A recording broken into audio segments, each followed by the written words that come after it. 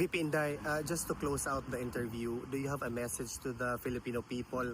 Actually, there's a lot of statement coming from or reaction nila sa SONA na pawang promises lang daw kuno ni BBM. And actually, I'm one of the many Filipinos who are very much excited, no, sa 2028 election kung magkakaroon man, ma'am. What's your message to people like me and millions of us? Oo.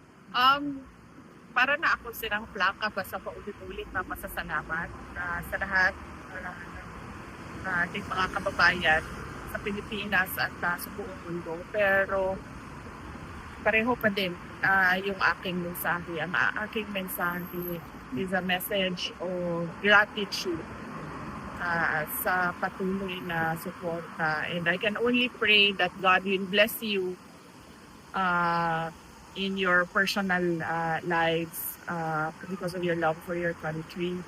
And kanina tinanong pa si President Duterte kung meron ba siyang mensahe para sa inyo dito sa labas na nasa Duterte Street. Meron siyang mensahe pero in general kasi yung kanyang pinadala na mensahe at sasabihin ko verbatim. Sabi niya, my best wishes to the men and women and LGBT of the Philippine National Police and the Armed Forces of the Philippines. You are very close to my heart because you offer your lives for the country. VP, Practice pa ako niyan doon para hindi ko makalimutan. Yan yung verbatim.